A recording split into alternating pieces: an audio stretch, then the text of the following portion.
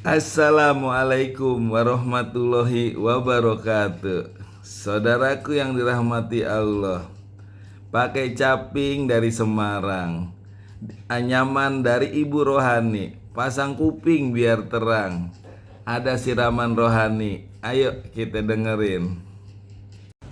Bismillahirrahmanirrahim. Assalamualaikum warahmatullahi wabarakatuh.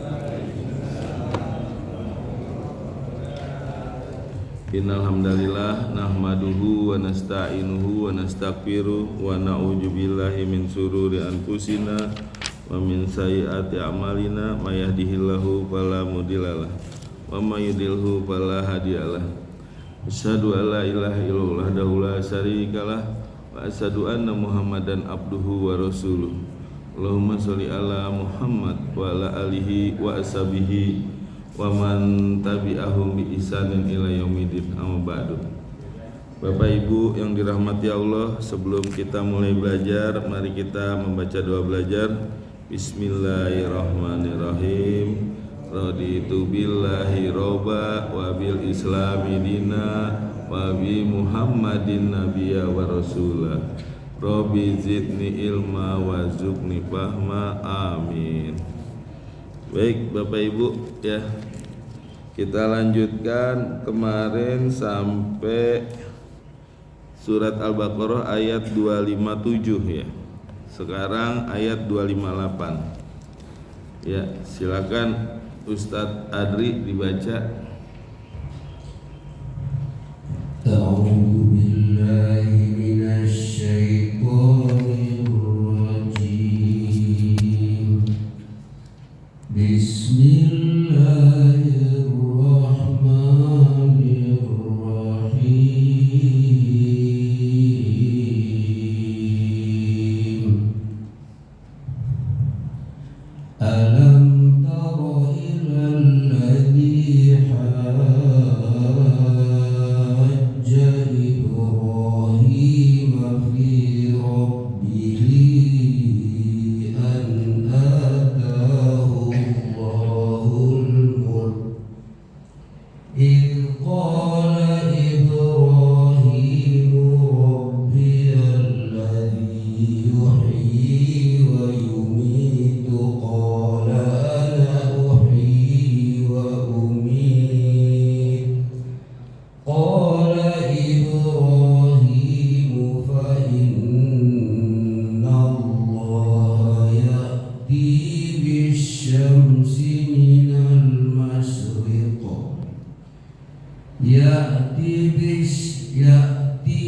bisyamsi minal masyriqi fa'ti biha minal maghribi fabuhital ladzi kafar wallahu la yahdil qaumal zalimin.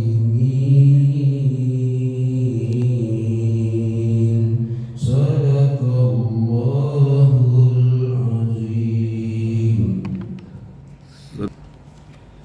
Baik Bapak Ibu ya, untuk mengingat kembali kita murojaah, saya baca ayatnya, Bapak Ibu yang terjemahkan ya. Bismillahirrahmanirrahim. Alam taro, apakah tidak kamu melihat, ilal ladzi, kepada orang yang hajja, yang menghujah atau mendebat Ibrahim, fi rabbihi, tentang Tuhannya, an atahullah, bahwa Allah telah memberikannya al-mulka, kerajaan. Itzqala Ibrahim, ketika Ibrahim berkata, Rabbiyal ladzi, Tuhanku yang yuhyi wa yumit, yang menghidupkan dan yang mematikan. Qala, berkata Namrud, ana uhyi wa umit, akulah yang bisa menghidupkan dan mematikan. Qala Ibrahim, berkata Ibrahim, fa inna Allah, maka sungguhnya Allah, ya'ti bisamsi, yang dapat mendatangkan matahari, minal masrik, dari timur. Fakti, maka datangkanlah, biha, dengannya, minal maghribi, dari barat. Wabuhita, maka bingung ya atau diam. Allazi kafaro, orang-orang yang kafir. Wallahu, dan Allah yahdil qauma zalimin, tidak mendapat petunjuk kaum yang zalim ya. Jadi surat ini, ayat ini ya, ini membahas tentang perdebatan antara Nabi Ibrahim dengan seorang raja ya. Para mufasir menyebutnya Raja Namrud ya. Ya, kalau di sini kaitannya bahwa kalau kemarin bahas tentang Taugut. Nah, ini juga Taugut. Taugutnya siapa? Raja Namrud yang mengaku dirinya Tuhan ya. Nah, kalau yang ayat yang sebelumnya, Allahu waliyul ladzina amanu, Allah melindungi orang-orang yang beriman. Di sini juga Allah melindungi orang-orang yang beriman. Seperti siapa? Nabi Ibrahim ya. Jadi ketika berdebat dengan Raja Namrud, Allah mudahkan ya ucapannya, hujahnya, sehingga Nabi Ibrahim bisa memenangkan. Ya. Di sini dikatakan alam taro, apakah kamu tidak melihat, apakah kamu tidak memperhatikan? Ya. Nah, di sini kalimat kata di sini adalah kata istifham, kata tanya, tapi kata tanya yang tidak memerlukan jawaban ya. Karena Allah itu bertanya bukan Allah nggak ngerti, tapi ini penekanan agar diperhatikan ya. Bahkan dikatakan di sini kata yang pertanyaan yang mengherankan, istifham li ta'ajjub ya. Jadi mengherankan, kenapa kok orang-orang ya mendebat Nabi Ibrahim tanpa ilmu, makanya heran ya. Nah, di sini dikatakan alam taro, apakah kamu tidak melihat? Ini ditujukan kepada Nabi Muhammad. Apakah kamu tidak melihat? Apakah kamu tidak memperhatikan Nabi Muhammad? Wahai Muhammad ya. Tapi ini berlaku untuk umatnya seluruh, umum ya, berlaku untuk, ditujukan kepada Nabi Muhammad tapi berlaku untuk umum ya.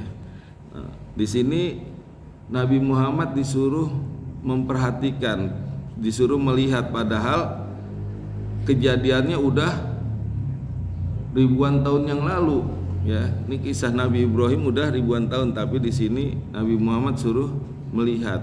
Jadi yang dilihat ini bukan dalam bentuk lahir, nggak kelihatan kalau dalam bentuk lahir. Jadi di sini menggunakan kata ro'a ya ro'u ya, artinya melihat dengan kacamata ilmu. Udah pernah ya disampaikan sama saya, ada 3. Yang pertama melihat dengan lahir, yaitu apa? Nazoro, melihat langsung secara lahir, johir ya.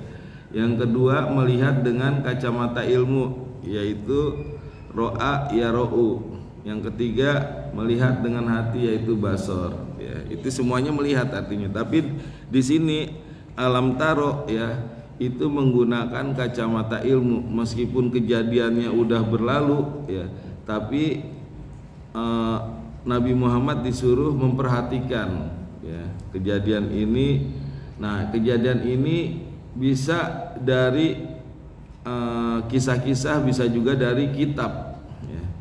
Dan ini menunjukkan bahwa Nabi Muhammad disuruh untuk memperhatikan dan meyakini ya.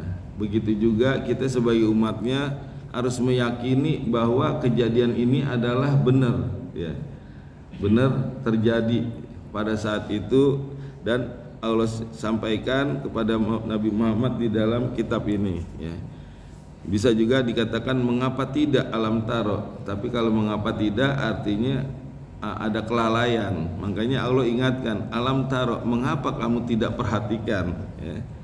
Ila ladzina hajja Ibrahim, kepada orang yang telah menghajak Nabi Ibrahim. Hajak itu bisa beralasan, bisa berargumen ya. Bisa juga haji. Haja itu bisa juga hujah atau haji. Haji itu artinya kan menyengaja. Jadi menyengaja untuk mendebat Nabi Ibrahim ya. Jadi Nabi Muhammad suruh perhatikan kepada orang yang mendebat Nabi Ibrahim fi rabbihi tentang Tuhannya. Nah, di sini dikatakan ilalaji, tidak disebutkan orangnya, tapi para mufasir mengatakan bahwa yang dimaksud ilalaji di sini yaitu Raja Namrud ya. Bahwa Raja Namrud menghujah atau mendebat Nabi Ibrahim fi rabbihi tentang Tuhannya. Nah, di sini robihi menggunakan kata robun, robihi ya, bukan ilahun, Tuhan ya. Ini kalau robun itu artinya tentang rububiyah, tentang kauniyah ya. Tentang kauniyah itu ciptaannya, tentang kekuasaannya, tentang Allah memberi rezeki. Nah, itu rububiyah. Kalau ilahun itu tentang uluhiyah, syar'i, tentang syar'i. Tapi di sini Allah mengatakan fi robbihi tentang robun, tentang rububiyah ya. Jadi tentang kauniyah. Kauniyah itu alam semesta ciptaannya ya. Nah, nanti jadi yang didebatkan adalah tentang kauniyah, bukan uluhiyah ya, bukan syar'i tapi tentang kauniyah. An atahullah ya, dikarenakan Allah telah memberikan al-mulka, kerajaan. Jadi Raja Namrud ini mendebat Nabi Ibrahim karena dia sebagai seorang raja. Jadi nggak ada yang berani mendebat Nabi Ibrahim kecuali Namrud, karena dia merasa dirinya sebagai raja dan diberi kekuasaan raja. Nah, ini juga bisa jadi pelajaran atau hikmah ya, bahwa orang yang diberi kekuasaan, orang yang diberi kekayaan, orang yang diberi kelebihan ilmu itu berpotensi untuk menjadi sombong ya, karena dia punya kelebihan, kekuasaan, kekayaan, ilmu ya. Nah, kalau orang yang nggak punya kekuasaan ya, nggak punya kekayaan, nggak punya ilmu, nggak ada yang bisa disombongkan, jadi kecil untuk sombong. Tapi kalau orang yang punya kelebihan seperti kekuasaan, kekayaan, ilmu, itu bisa berpotensi untuk berbuat sombong. Nah, seperti Namrud ya. Jadi Namrud ini dikarenakan diberikan kerajaan, maka dia mendebat, meskipun debatnya nanti tanpa ilmu dia ya, sampai dia akhirnya kalah dengan Nabi Ibrahim. Jadi Namrud ini dia merasa sebagai penguasa, maka dia mendebat Nabi Ibrahim tentang Tuhannya, yaitu tentang kauniyah ya. Itqala Ibrahim, ketika Ibrahim berkata. Jadi sebelumnya bahwa Nabi Ibrahim itu telah menghancurkan berhala-berhala ya, sampai disisain satu tuh yang gede.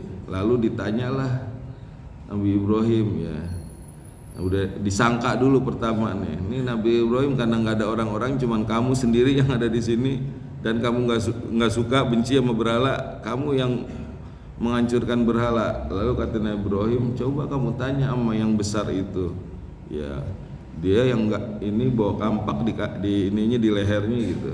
Lalu kata yang lain, mana mungkin dia bisa menghancurkan berhala, bicara aja nggak bisa.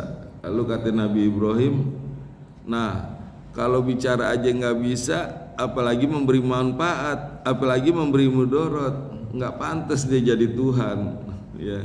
Orang yang nggak bisa memberi manfaat, nggak bisa memberi mudarat, nggak pantas jadi Tuhan. Akhirnya dari tersangka naik menjadi terdakwa nih Nabi Ibrahim. Wah, ini kayaknya udah menjurus Ibrahim ini yang melakukan. Akhirnya Nabi Ibrahim didakwa dengan hukuman dibakar ya. Nah, ketika Nabi Ibrahim dibakar ya, Nabi Ibrahim dilemparin tuh ke tengah-tengah api pakai ketapel itu. Dan setelah dibakar nggak mempan dalam keadaan utuh, ya nggak ada satupun rambut yang rontok. Nah ini satu mukjizat juga ya Nabi Ibrahim. Nah dari situlah Nabi Ibrahim bertemu dengan Namrud. Dipanggillah Nabi Ibrahim, di tengah-tengah rakyatnya Nabi Ibrahim ditanya oleh Namrud, siapa Tuhanmu wahai Ibrahim? Maka Nabi Ibrahim menjawab di sini, itqala Ibrahim, ketika Ibrahim menjawab, Rabbiyallazi yuhyi wa yumit, ya Tuhanku adalah yang dapat menghidupkan dan mematikan. Artinya apa? Yang dapat meniupkan ruh kepada makhluknya dan juga dapat mencabut ruh ya terhadap makhluknya. Lalu Namrud berkata, qala ana uhyi wa umit, aku juga bisa menghidupkan dan mematikan. Jadi menurut Ibnu Qatadah ya, waktu itu Raja Namrud memerintahkan sama pengawalnya untuk mengeluarkan 2 orang yang akan dihukum mati ya. Lalu 2 orang itu dikeluarin di depan umum. Lalu sama Namrud yang satu dibiarkan hidup, yang satu dihukum mati. Kata Namrud, ini aku juga bisa menghidupkan dan mematikan. Itu yang satu aku biarkan hidup, yang satu aku biarkan mati. Padahal yang dimaksud menghidupkan adalah meniupkan ruh ke dalam makhluknya, atau memelihara, menjaga dan memberi rezeki sehingga dia tetap hidup gitu. Dan yang dimaksud kematian adalah mencabut ruh ya dari dasarnya ketika udah waktunya. Tapi ya ini nggak nyambung nih ya, karena bahlul juga ini Namrud nih. Nah karena ini nggak nyambung, udah nggak usah lama-lama lagi dah ya, langsung aja ke pertanyaan berikutnya. Nabi Ibrahim naikin lagi nih levelnya yang lebih tinggi lagi ya. Maka Nabi Ibrahim bertanya lagi, nggak usah lama-lama dah karena nggak nyambung. Maka ditanya sama Nabi Ibrahim pertanyaan yang berikut. Qala Ibrahim berkata, fa innallaha, maka sesungguhnya Allah ya'ti bisamsi ya, dapat mendatangkan matahari bil masrik dari timur. Artinya Allah senantiasa menerbitkan matahari dari timur. Ini pakai fi'il mudhari, jadi senantiasa ya. Fa'ti biha, maka datangkanlah dengannya minal maghrib, dari barat. Maka Pak Buhita diam 1000 bahasa ya. Pak Buhita tuh bingung, nggak dapat berpikir, akhirnya diam 1000 bahasa ya. Ini siapa? Namrud begitu ditanya begitu langsung dia diam. Padahal ya kalau seandainya Namrud mau balikin sebenarnya bisa aja ya. Misalkan ya udah kalau gitu coba Tuhanmu suruh terbitkan matahari dari barat, saya mau lihat, bisa gak? Bisa aja, tapi dia nggak berani mengatakan itu. Kenapa? Karena ketika Nabi Ibrahim dibakar nggak mempan, ini suatu mukjizat ya. Artinya ini kauniyah itu apa? Mukjizat itu di luar sunatullah ya, di luar kebiasaan ya. Misalnya api kan sunatullahnya panas, benar gak? Tapi Nabi Ibrahim dibakar nggak kepanasan. Nah, itu di luar sunatullah, itu mukjizat namanya ya. Api jadi dingin. Contohnya seperti laut kan pada dasarnya menyatu, tapi ketika Nabi Musa memukulkan tongkatnya ke laut, laut itu jadi terbelah. Nah itu di luar sunatullah ya. Kalau sunatullahnya kan menyatu, tapi ketika dipukul jadi terbelah gitu. Atau misalnya tongkatnya Nabi Musa itu kan dari kayu, bukannya dari daging ya. Ketika dilempar bisa jadi ular. Kalau jadi dari daging bisa jadi itu ya, jadi ular ya. Ini dari, nah itu di luar sunatullah. Nah begitu juga matahari itu kan secara kauniyah ya, sunatullahnya terbit dari timur ya. Sunatullahnya tiap hari senantiasa terbit dari timur. Ini disuruh terbitkan dari barat.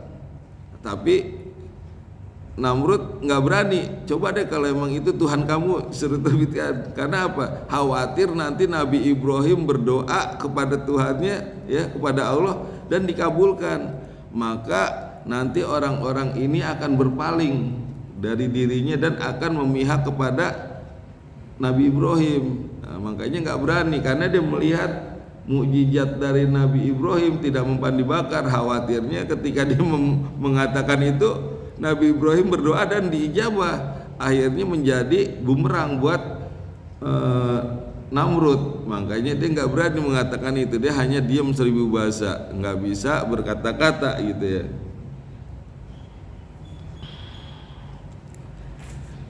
Ya, jadi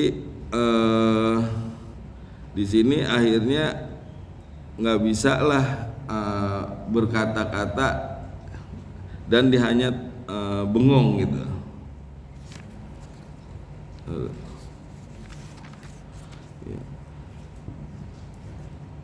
Nabi Ibrahim bertanya, coba kamu terbitkan matahari dari barat. Ya, sebelumnya kan matahari terbit dari timur, nggak bisa berkata. Fabuhita laji kafaro, maka dia diam 1000 bahasa orang-orang yang kafir, ya. Dan di sini Allah menggunakan fabuhita laji kafaro, tidak menyebutkan nama orangnya, ya. Jadi disebutkan fabuhita laji kafaro, yaitu diam 1000 bahasa orang yang kafir, ya. Tidak disebutkan Namrud, ya. Apa hikmahnya? Hikmahnya bahwa orang-orang kafir seperti Namrud itu akan senantiasa ada dan selalu ada, ya. Orang-orang yang seperti Namrud, ya. Begitu juga ya seperti Fir'aun. Kalau Fir'aun disebut namanya, tapi Fir'aun itu juga satu gelar atau jabatan, ya. Kayak misalkan kalau di Jepang itu kan raja panggilannya kaisar. Kalau di Malaysia yang di Pertuan Agung, ya. Kalau di Brunei sultan. Nah, kalau di Mesir panggilan raja itu Fir'aun. Jadi bukan nama juga, itu gelar, ya. Dan itu menunjukkan bahwa akan ada dan senantiasa ada Fir'aun zaman sekarang yang seperti dulu gitu. Makanya Allah tidak sebutkan nama, ya. Ini orang-orang kafir atau Fir'aun, ya. Itu nanti akan ada penguasa-penguasa yang seperti Namrud dan seperti Fir'aun, ya. Nah, Namrud ini orang yang pertama, ya, dirinya mengaku sebagai Tuhan, lalu diikuti oleh Fir'aun, ya, yang mengaku sebagai Tuhan. Namrud juga yang membuka kota Babilonia, ya, Irak. Ini ada di Irak. Jadi Namrud ini dari Babilonia, Irak, ya. Nah, jadi Allah menyebutkan al-laji kafaro, yaitu orang-orang kafir. Hikmahnya apa? Bahwa nanti senantiasa ada, dan ini juga buat pelajaran, ya, bagi kita agar kita senantiasa, ya, tawadu, rendah hati ketika kita mendapatkan kekuasaan, ya. Bisa jadi diberi kekuasaan sebagai RT, RW, ketua DKM, atau ya ketua yang lainnya, ya. Itu kan kalau penguasa dia yang membuat aturan, ya. Dan aturan itu juga dia yang menjaganya. Dan kalau ada orang yang melanggar, ya, maka dia yang memberi sanksi. Nah, makanya dengan dia yang membuat peraturan dan yang menjaga peraturan, ya, jangan sampai dia melanggar aturan Allah, ya, yang seharusnya misalkan aturan Allah dijalankan ini malah tidak, atau sebaliknya yang seharusnya tidak boleh dijalankan ini malah dijalankan. Nah, itu melanggar aturan Allah, maka itu termasuk orang yang sombong, ya. Dan kekuasaan, lalu kekayaan, ilmu, ya, itu bisa menjadi nikmat, bisa jadi musibah, tergantung kita menyikapinya, ya. Kalau misalkan kekuasaan, ya, kekayaan, ilmu yang diberikan oleh Allah itu bisa membuat kita lebih dekat kepada Allah, bisa kita menjadi lebih baik, bisa menjadi taat kepada Allah, itu adalah nikmat kekuasaan itu, ya. Maka kekayaan itu adalah satu nikmat. Tapi ketika diberi kekuasaan, kekayaan, ilmu tapi malah jadi jauh dari Allah, bahkan bisa menjadi sombong, maka itu adalah musibah, ya. Jadi kuncinya kenikmatan adalah bersyukur. Ketika kita mendapatkan sesuatu bersyukur, maka itu jadi nikmat, ya. Nah begitu juga ketika kita dapat kekuasaan, kekayaan, ilmu, ya, lalu kita tawadu atau rendah hati, maka itu jadi nikmat. Tapi kalau sebaliknya, ketika kita diberikan kelebihan lalu kita menjadi sombong, maka itu jadi musibah, ya. Nah ini kayak seperti Namrud, ya. Itu dia diberi kekuasaan oleh Allah jadi sombong, akhirnya ini bukannya nikmat, ini adalah satu musibah, ya. Bahkan Namrud ini diberi kekuasaan yang panjang, ya, umurnya sampai 400 tahun. Namrud ini lebih kejam daripada Fir'aun. Dia jolim terhadap terhadap kaumnya, ya. Jadi dia jolim. Bahkan diceritakan Namrud itu 200 tahun menjolimi kaumnya, dan sisanya yang 200 tahun itu Allah balas. Jadi karena dia zolim, ya, selama 200 tahun, di dunia dibalas juga selama 200 tahun, yaitu ada lalat atau nyamuk masuk ke dalam hidungnya, ya.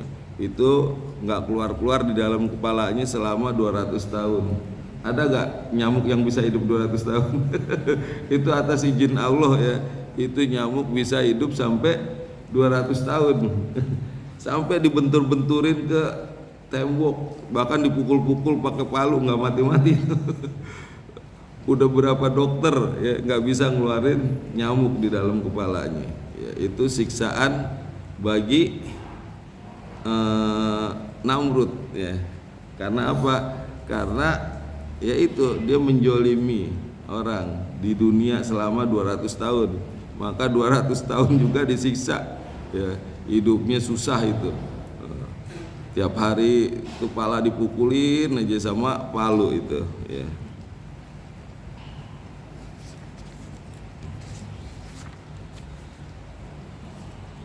Ya. Jadi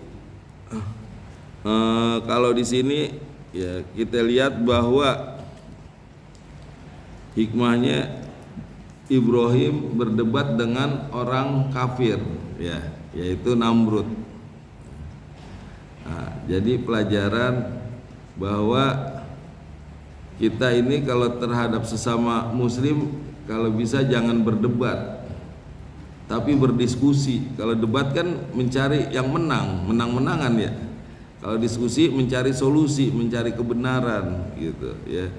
Dan yang kedua yang didebatkan di sini adalah hal yang penting dan urgent dan besar, karena dia mengaku sebagai Tuhan. Ini kan masalah yang besar, ya, nggak benar kan?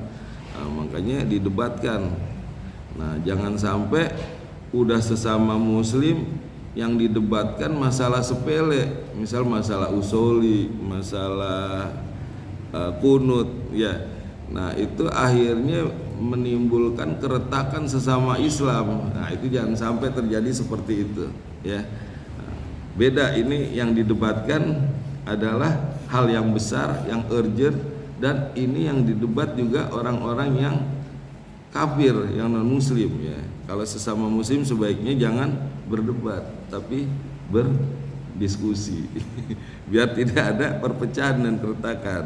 Karena yang namanya dakwah dengan propaganda musuh beda loh. Kalau dakwah Islam itu menyampaikan kebenaran meskipun itu pahit, ya, tetap disampaikan kebenaran. Tapi kalau kalau propaganda musuh, ya, itu meskipun itu benar, kalau merugikan ditutupin tuh ya. Bahkan dia menyampaikan hal-hal yang mendukung kepentingan dirinya ya. Kalau dia nggak mendukung maka akan ditutupin gitu. Nah itu bedanya ya dakwah Islam dengan kepentingan propaganda, kepentingan pribadi gitu. Ya.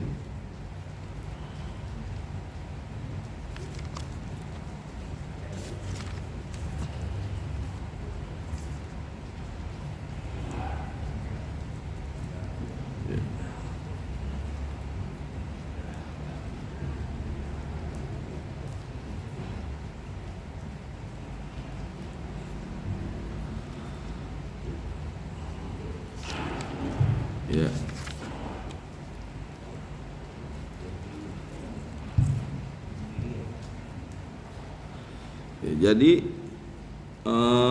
di sini ya Allah menegaskan bahwa Namrud ini setelah didebat ya dia tidak bisa berkata-kata, diam sebelum basa, dan Allah mengatakan bahwa secara samar bahwa ini adalah orang-orang kafir. Artinya apa?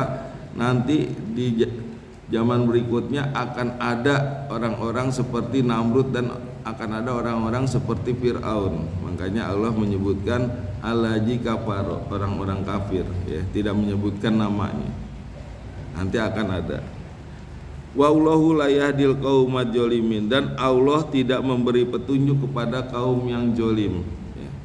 Jadi Allah itu tidak memberi petunjuk kepada orang yang zalim, tapi Allah memberi petunjuk kepada orang yang beriman ya, seperti di ayat berikutnya, Allahu waliyul ladzina amanu, Allah pelindung pada orang-orang yang beriman ya. Nah Allah di sini juga tidak menjolimi Namrud ya, justru Allah ingin menyadarkan Namrud ya.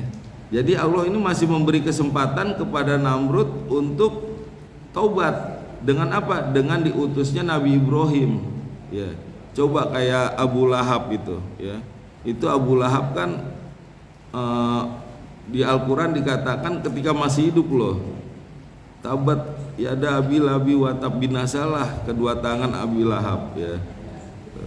Padahal kalau dia misalkan mau berkata bohong ya, mana nih saya udah taubat nih, saya insaf bisa aja, tapi dia nggak bisa berkata itu ya, karena sama Allah ditutup itu, dia nggak bisa untuk berpura-pura berkata bohong aja nggak bisa ya. Misalkan dia mengatakan saya udah taubat, saya udah masuk Islam, tapi karena itu udah Allah nyatakan bahwa Abu Lahab itu nanti akan memasuki api yang menyala ya, padahal masih hidup. Nah Namrud ya ini masih diberi kesempatan oleh Allah ya untuk disadarkan. Dengan apa? Dengan diutusnya Nabi Ibrahim. Begitu juga Fir'aun diberi kesempatan dengan diutusnya Nabi Musa ya. Tapi karena Namrud merasa dia dirinya Tuhan dan dia sombong, akhirnya dia nggak mau ya disadarkan oleh Nabi Ibrahim. Jadi bukannya Allah menjolimi Namrud, tapi dia sendiri yang memilih untuk berbuat jolim ya. Wallahu la yahdil qaumaz zalimin, Allah tidak memberi petunjuk kepada orang yang jolim ya. Allah hanya memberi petunjuk kepada orang yang beriman. Wallahu waliyul ladzina amanu, Allah pelindung bagi orang-orang yang beriman ya. Jadi kalau kita beriman ya, maka nggak usah khawatir ya terhadap hal-hal apapun, karena Allah akan melindungi orang-orang yang beriman ya. Misalkan ya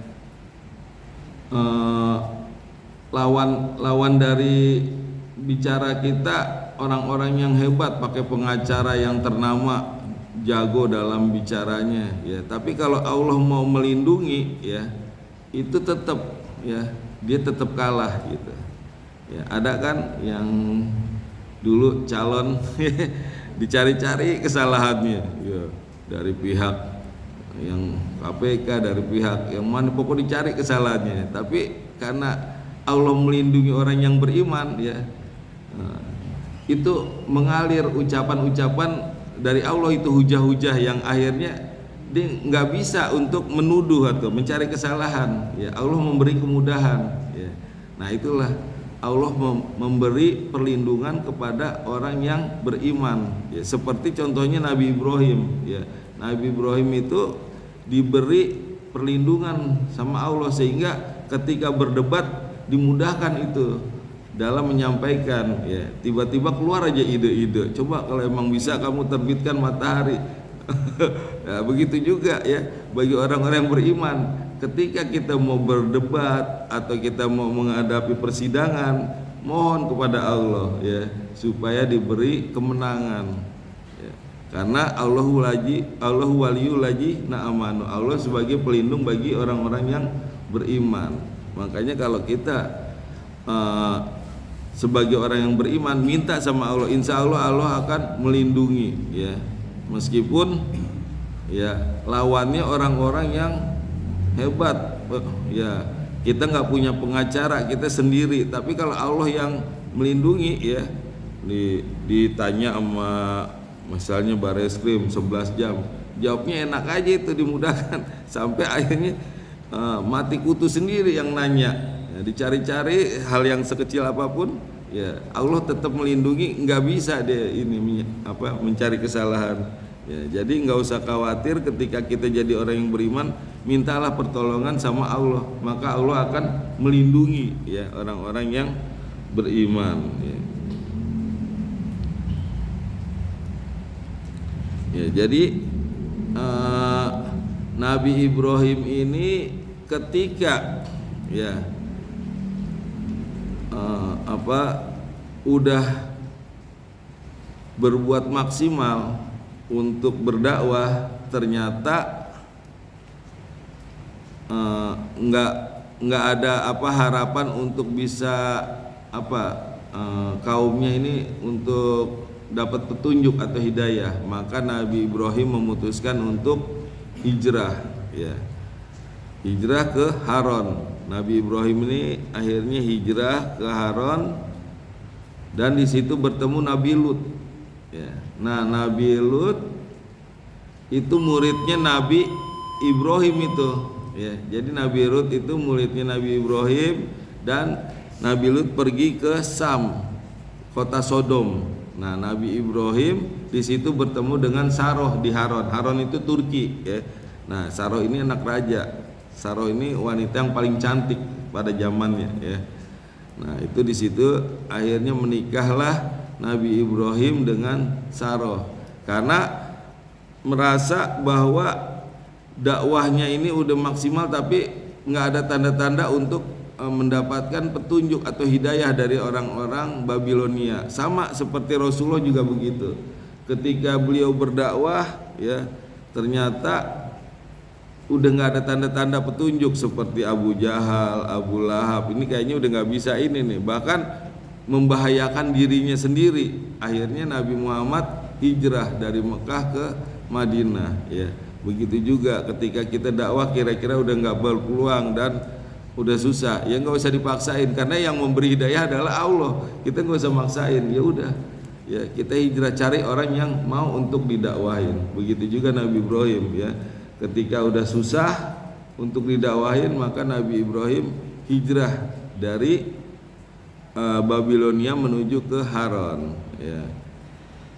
Nah, ini juga menandakan bahwa kebatilan itu tidak akan muncul ya ketika ada kebenaran, kecuali ya kalau kebatilan lawan kebatilan ya, itu maka akan terjadi kedustaan, nggak ada habis-habisnya tuh kalau kebatilan lawan kebatilan. Tapi kalau kebatilan ya lawan kebenaran, jadi ketika dia berdusta ya lawan kejujuran, maka kedustaan akan kalah. Meskipun ya kedustaan yang pertama itu ditutupin dengan kedustaan yang kedua ya, mungkin kejujuran itu tertutupi dengan kedustaan, tapi karena kejujuran ini konsisten ya dan terus berkata jujur ya, nah, maka kedustaan itu nanti akan habis ya. Dia mau rekayasa seperti apa kedustaan, dia tutupin dengan rekayasa macam-macam, itu nanti kejujuran terus disampaikan, akhirnya dia kehabisan tuh untuk berdusta, apalagi nih yang mau direkayasa nih, dan akhirnya kedustaan akan kalah gitu ya. Jadi ketika kita berdebat ya dengan kedustaan, maka kita akan kalah, karena kedustaan itu akan ditutupi dengan kedustaan juga ya, makin membesar. Ibaratnya yang tadinya masalah kecil itu akhirnya ditutupi dengan hal yang besar. Ibaratnya kayak hujan yang lebat ini, kita cuman payungin dengan daun kelor gitu. Kalau payung masih gede ya, daun kelor, jadi nggak mungkin itu bisa ketutupan, pasti akan basah gitu ya. Begitu juga kedustaan, yang tadinya hal yang sepele akhirnya ditutupi dengan kedustaan yang besar. Dan itu akhirnya nanti akan buntu pet, kecuali kalau dia punya kekuasaan ya, maka kedustaan itu bisa ditutupi dengan kekuasaannya ya. Misalnya dengan wewenangnya dan kekuasaannya, maka dikalahkan orang yang jujur, itu bisa ya. Tapi kalau udah nggak ada kekuasaan ya, itu akan dikalahkan pasti kedustaan dan kejujuran ya. Nah harusnya ya orang-orang yang di dekatnya ya itu mengingatkan ya bahwa ini kedustaan ini pasti akan kalah dan nggak akan menang, maka sebaiknya mohon maaflah ya, minta ampun ya, syukur-syukur dapat amnesti ya. Ya terus bertobat kepada Allah. Nah itu yang penting. Khawatir ya kalau seandainya nggak minta maaf, nggak minta ampun tuh sampai ke bawah mati ya, itu nanti hukumannya lebih berat. Karena apa? 280 juta itu yang didustakan, itu akan menuntut nanti ya, pahalanya dia akan diambil semua tuh, dibagi kepada 280 juta. Kalau udah gak ada pahalanya, dosa orang-orang nih yang didustain ya, itu akan diberikan semua kepada dia 280 juta. Nah, mumpung masih di dunia, masih hidup ya, ini pun sebenarnya udah ada hukuman. Hukumannya apa? Ya, secara psikis, secara batin ya, itu tersiksa ya. Nah, dengan tersiksa secara batin, akhirnya apa? Timbul berbagai macam penyakit. Misalnya penyakit kulit yang nggak sembuh-sembuh gitu, ya kan? Padahal kan kalau namanya seorang penguasa punya dokter yang ahli, spesialis yang utama, tapi karena ini dia tekanan batin yang kuat ya, stres, akhirnya penyakitnya nggak sembuh-sembuh gitu. Nah harusnya orang yang dekat ini yang mengingatkan supaya apa? Supaya dia selamat dunia akhirat ya. Kalau dia masih mempertahankan sampai mati, sebenarnya dia juga udah mendapatkan siksaan batin ya, siksaan batin dan siksaan fisik ya. Ya sesuai mungkin misalnya 10 tahun menjolimi, 10 tahun misalnya di ini gitu ya, disiksa gitu.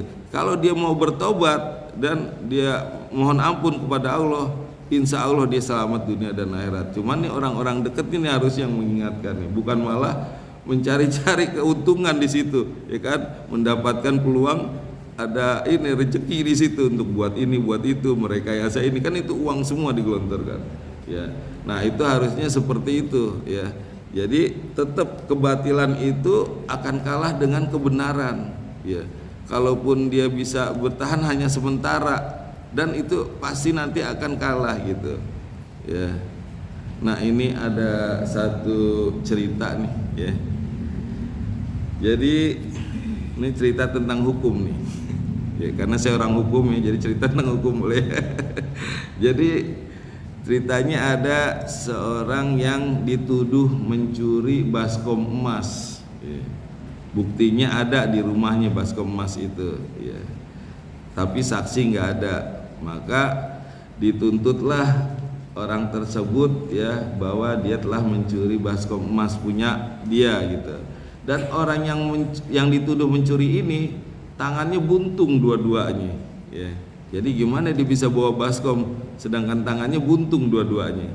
Maka dibawalah ke pengadilan, disampaikan bahwa baskom emas miliknya telah dicuri oleh orang tersebut dan buktinya ada di rumahnya, dibawa itu buktinya ya. Lalu di ini apa dituduh maka si orang yang dituduh itu Pak Arif ntar aja pertanyaan. Hei, ntar aja, ntar pertanyaan ntar. Ya, nah dituduh, dia nggak ngaku, dia bilang bagaimana saya bisa mencuri sedangkan saya tangan aja nggak punya dua-duanya, ya, dan saksi juga nggak ada gitu. Gimana saya bisa, dia bisa mengatakan saya mencuri dan saya juga nggak punya tangan, bawa aja nggak bisa gitu. Maka karena nggak ada saksi dan dia juga kondisinya nggak punya tangan, maka hakim menyatakan ya udah kalau gitu kamu dinyatakan bebas, silahkan bawa baskom emas kamu pulang gitu. Begitu dibebaskan, suruh bawa baskom pulang, ternyata dia dengan mudahnya itu bawa baskom pakai kakinya diambil terus taruh di kepalanya, dibawa pulang gitu. Begitu dia mau keluar dipanggil, tunggu sebentar sini sebentar gitu. Kamu tadi bilangnya nggak bisa bawa gitu, kalau gitu kamu saya hukum. Loh tadi kan udah dinyatakan bebas gitu lah. Memang saya udah mengatakan bebas, tapi saya belum mengetuk palu. Belum sah berarti. Ya, sekarang saya nyatakan kamu bersalah mencuri baskom emas punya si A dan saya ketuk palu menyatakan sah gitu. Nah itu kalau hakimnya yang jujur, yang benar gitu. Tapi kan kalau seandainya hakimnya nggak benar, ya, yang benar malah disalah-salahin, bahkan dimanipulasi, ya, bukti-bukti dimanipulasi, ya. Dibilang otentik lah. Ya, padahal itu kopi misalnya seperti itu. Nah itu kalau hakim. Tapi nggak usah khawatir, Allahu waliyul ladzina amanu. Allah itu akan melindungi orang-orang yang beriman. Ketika kita masih beriman pada Allah dan kita minta perlindungan pada Allah, maka nggak usah khawatir. Karena contohnya Nabi Ibrahim sebagai suri teladan bagi kita, ya. Nabi Ibrahim orang yang taat kepada Allah, patuh dan selalu menjalankan perintah Allah, maka Allah akan selalu melindungi, dimudahkan urusannya.